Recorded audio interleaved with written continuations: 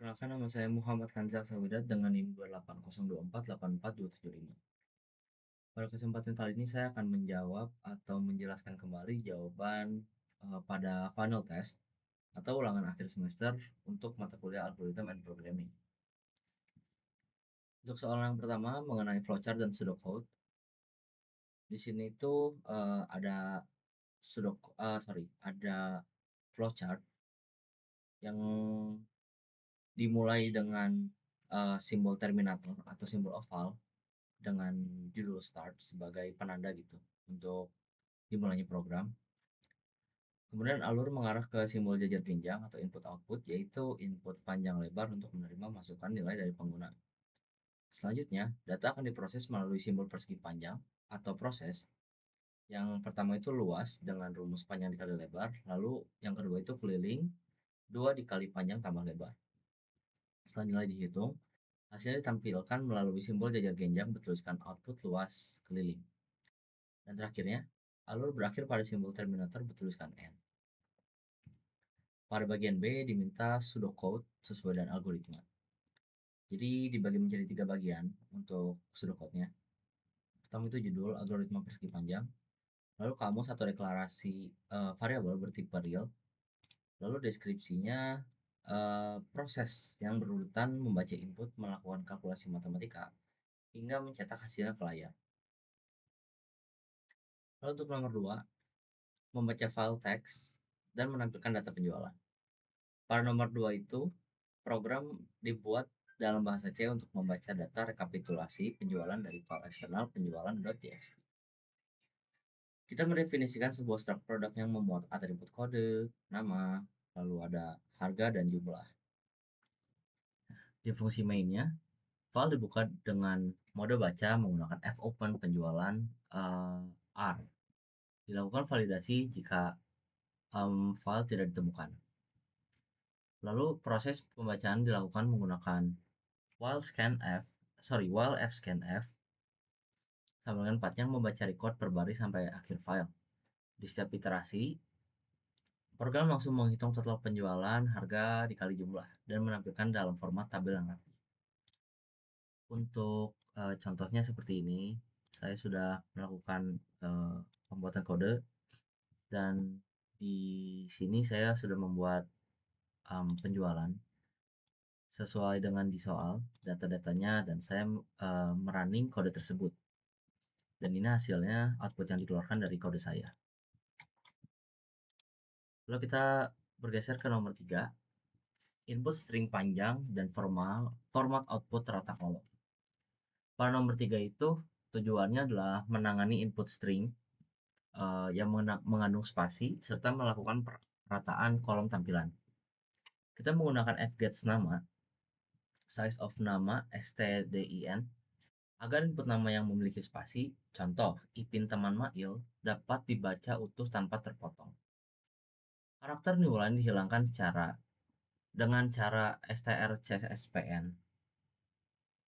Lalu pada percetakan, kita menggunakan format penentu lebar field persen min 50%, persen min 50s, dan untuk nama dengan lebar 50 karakter rata kiri, dan persen 3D untuk nilai dengan lebar 3 karakter rata kanan. Jadi untuk hasil runningnya seperti ini.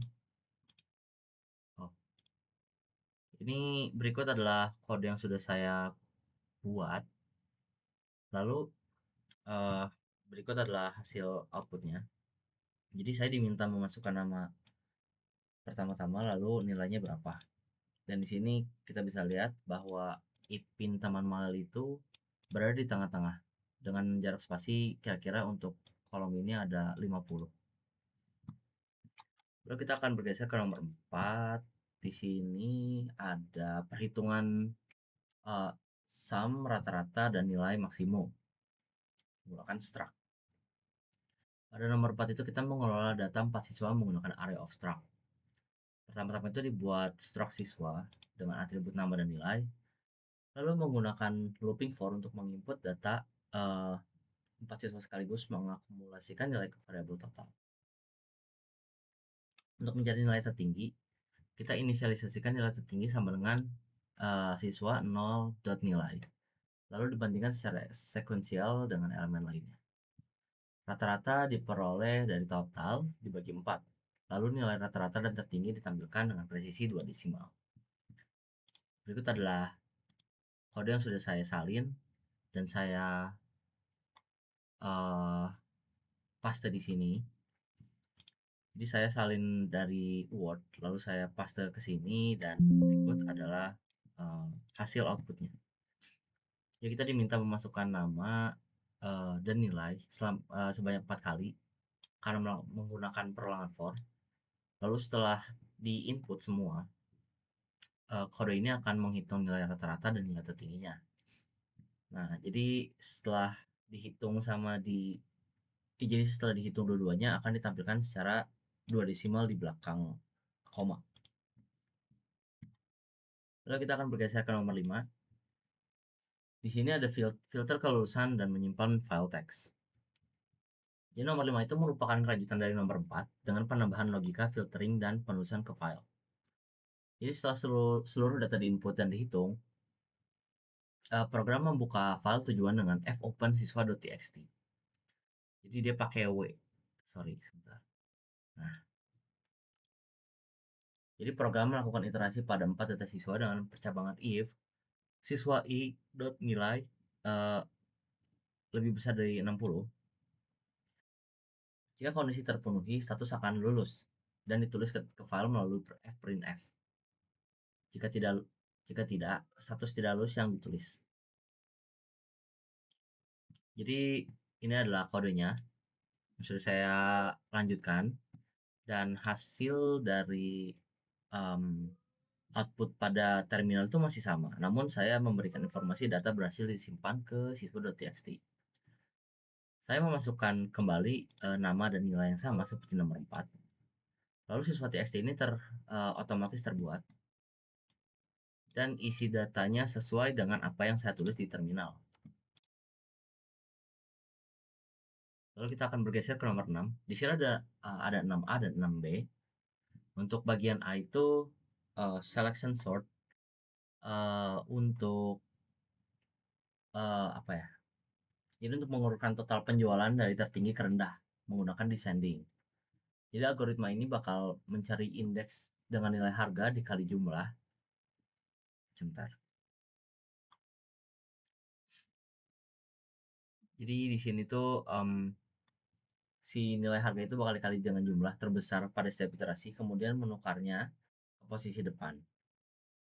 Lalu, sebelum itu saya akan mencoba dulu kode nomor 6A.